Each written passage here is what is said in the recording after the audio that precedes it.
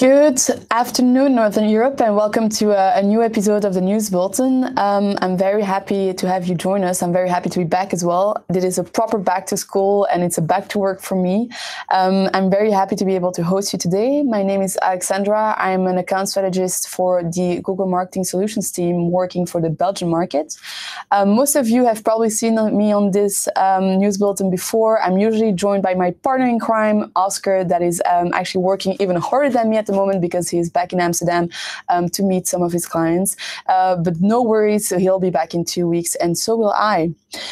About today's episode, as announced to you a couple of weeks ago, really for this season, we're kind of focusing on retail and a couple of key moments. And the one we'll be discussing today is really the end of year season. So Christmas and any other type of end of year holidays that are usually kind of a big make or break for especially retailers, but not only in our regions.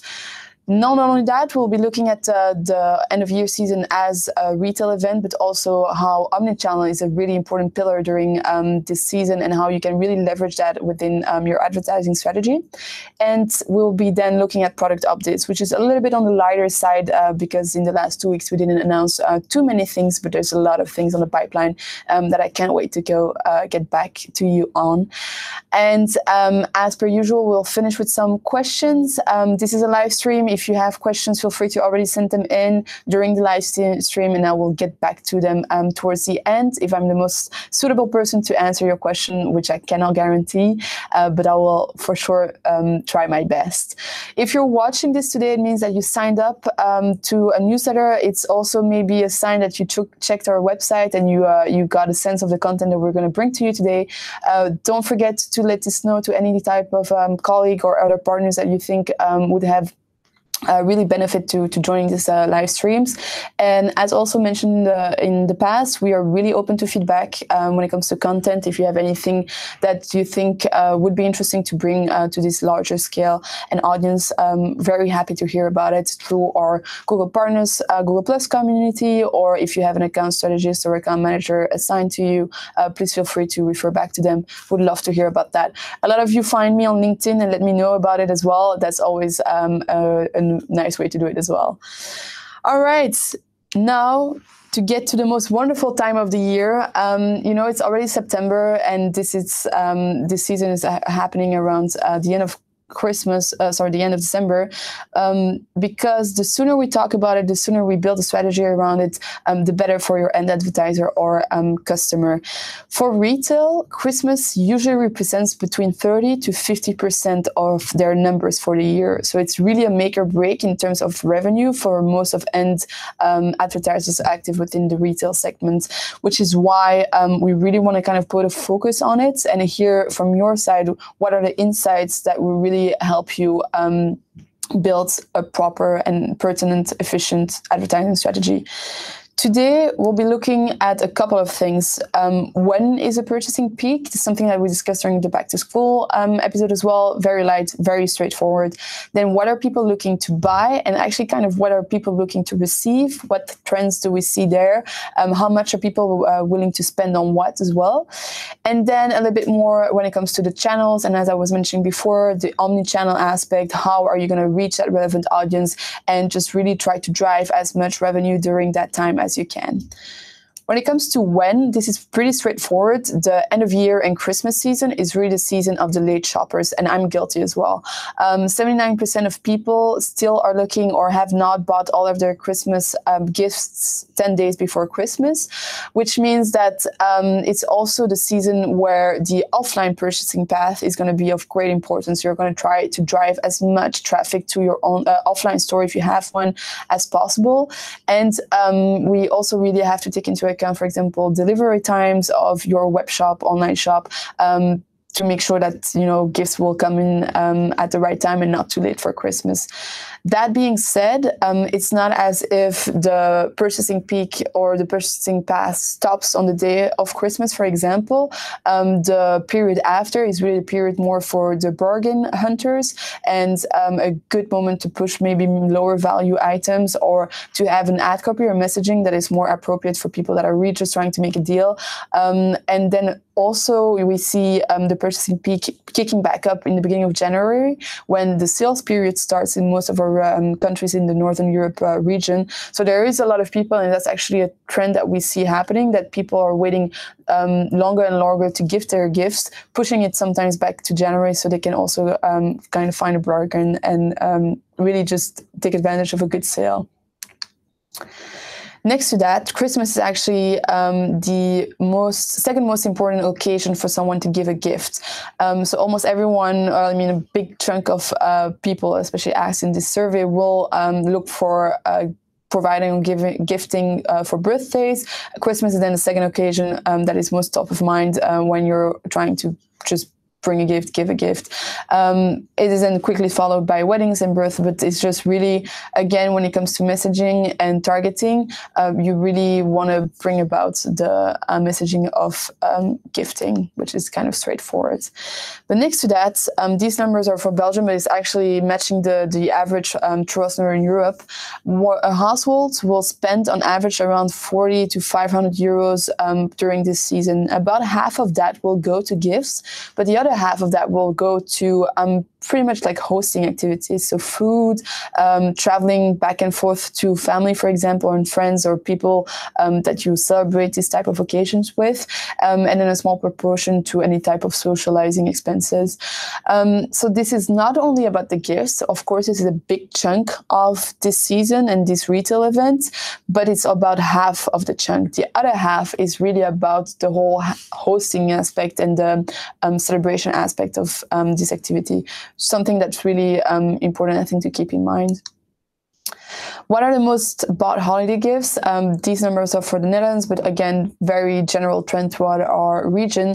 Chocolates is a very big piece or important product segment, I would say, during that season. It's just a gift that's easy to bring to any type of person.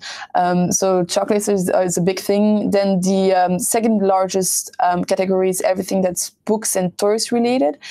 Actually, the most amount of purchases is done in that product segment, but the most amount of revenue goes throughout jewelry and watches segments.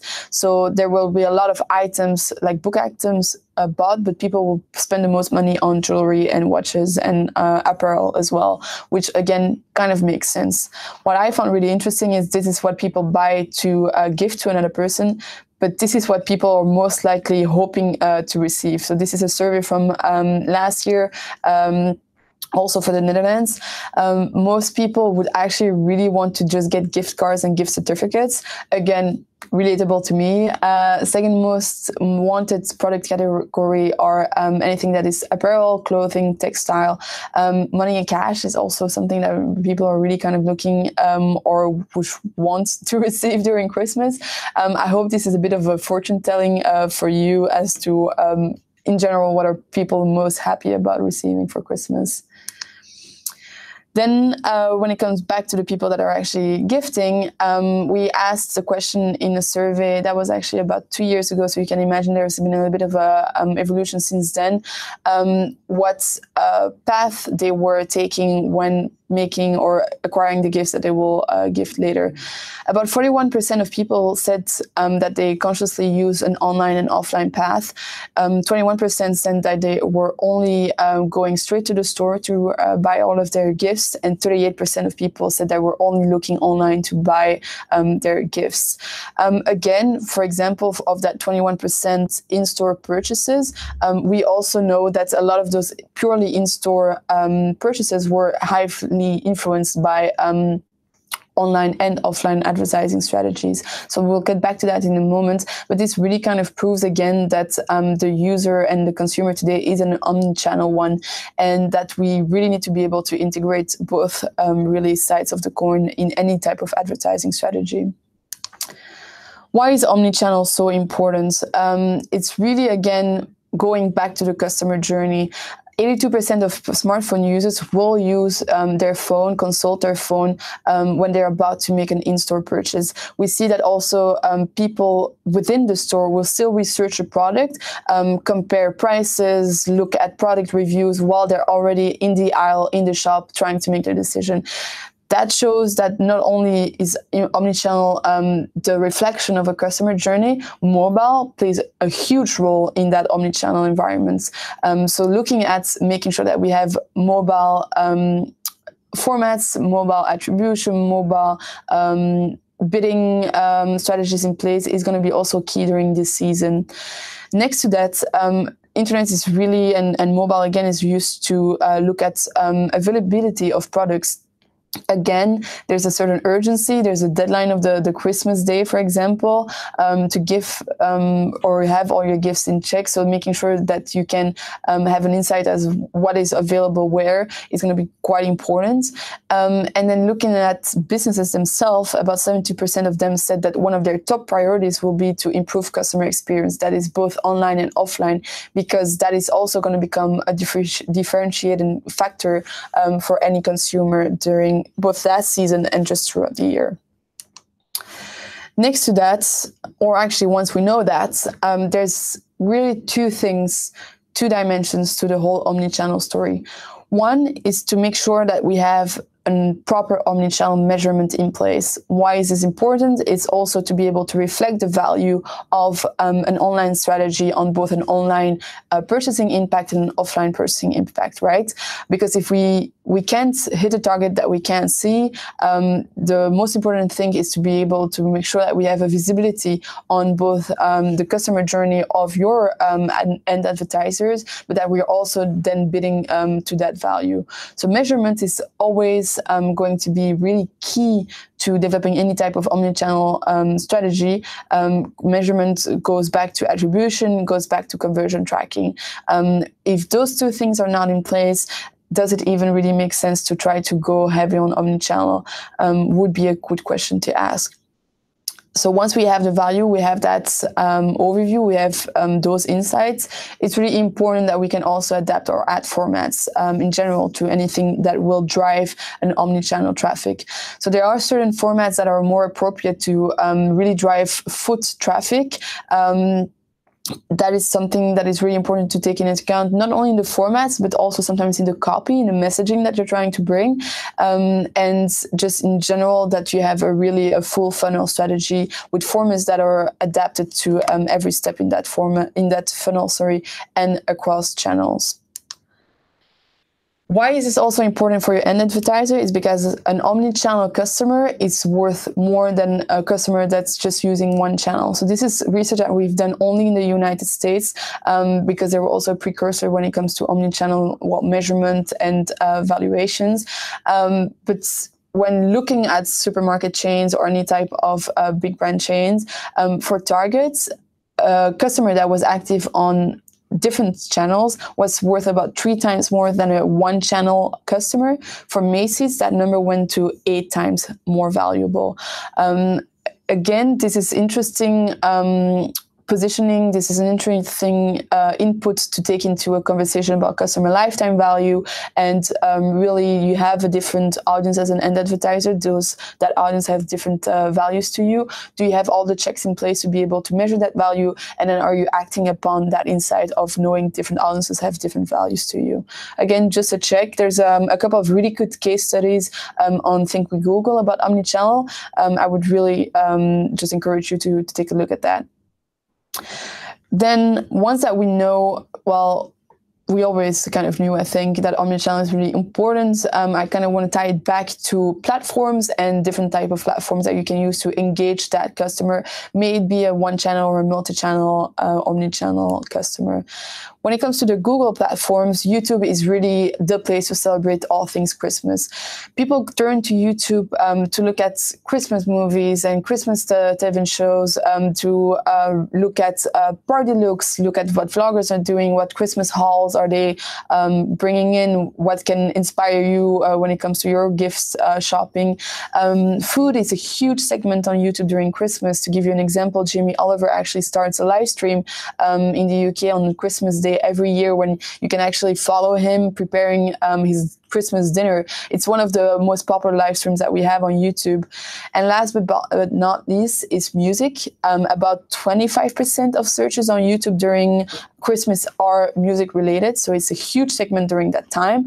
Little fun fact, the #1 Christmas song, and I'm sure it's not a surprise to you, it's Mariah Carey's All I Want for Christmas Is You. Every year, that song gets about, on average, 20 million incremental views. So really, it's already on the back of my head. It's one of those songs that just gets stuck in there. It's going to happen again. It's the #1 song. I think I challenge any songwriter to be able to dethrone that, but I'd be very curious.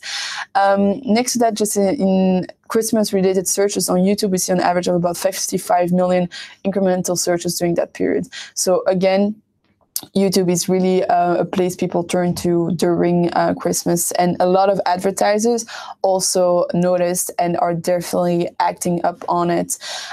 So when we look at the 10 biggest Christmas brands, so it's really brands that really were the most active on YouTube. This is numbers from 2016. On average, those had 80 million incremental views. That is huge. That is like a huge bump up just in brand recall, brand awareness. You're kind of top of mind in those end users during that time. So that also means that there is a bit of a fight for attention during the Christmas period. Big brands are in on it, but that doesn't mean that smaller brands can't play the game either. It's just a matter of knowing that this is a more brand intense moment. Also, when it comes to branded content, we see an increase of about 1.5 more branded content on our platform, that is YouTube. So again, a very brand heavy moment. Also, it's usually also kind of a moment where you want to kind of set an image for the rest of the year, especially if you're a very consumer facing brand like the ones mentioned here.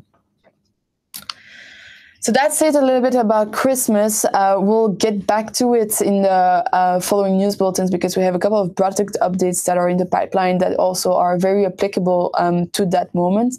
The reason we're bringing it up now is that we really want to make sure that it's kind of top of mind on your side, that you have some of the insights needed to be able to build a strategy on it. But again, we'll be coming back to it a couple more times, especially as more products are just made available to you. When it comes to today, 2 small product updates to mention to you. The first one is actually not that small, the responsive search ads. I know a lot of Google partners are already aware of this. There's a bit of an expansion when it comes to the available languages, and then Google Hotel ads that some of you may have experience with. So first of all, when it comes to responsive search ads, it's really a kind of a new way to look at search ads. When they were first launched, they were readily available in French, Spanish, English, kind of the usual suspects. Since the end of July, they're also available in Dutch, Norwegian, Swedish, and Danish, so which covers pretty much all of our region. And I would highly encourage you to start testing it out. It's a different way to look at search ads. How I was mentioning it, it's much more modular. So what we're trying to really get in there is to build in a certain flexibility, build in a certain inventory of ad copy within your campaigns that will just allow you to provide a more relevant messaging to any type of audiences you might just put it forward to. So that's the responsive search ads. Again, if you have any feedback on products and stuff, always come back to us on it. We're very eager to hear about it. Then last but not least, for those of you that had experience with Google Ads, you used to have to go through another platform, the Hotel Ad Center, to be able to run those campaigns. Now Google Hotel Ads has joined the Google Ads platform, so you can manage it all under one umbrella. It's just really a new type of campaign format you can set. So if you have any end advertiser and client that are hotels, bed and breakfasts, that are looking to advertise through you as a partner, just know that it's been simplified for you. It's now all under the same kind of name. It's just the Google Ads. It's a one-stop shop to be able to set up all type of formats and campaigns, which I think is a very good thing. Makes it also easier for you as partners. So that's it from my side. it was a bit of a lighter one. The next news bulletin will be talking about mobile and really just looking at what the mobile first strategy looks like, mobile friendly formats, the importance of mobile for the rest of the year, what's kind of behavior can you expect from mobile, what's interesting to go and do at on that side. And I will be looking if we have any type of questions. And actually, I think we are a bit low on questions, which is absolutely fine. That means that this was a very clear news bulletin. Then all I have to say is I wish you a great rest of the week, and tune in 2 weeks' time where I'll be joined by Oscar again. I hope you'll have a great day. Bye. Thank you.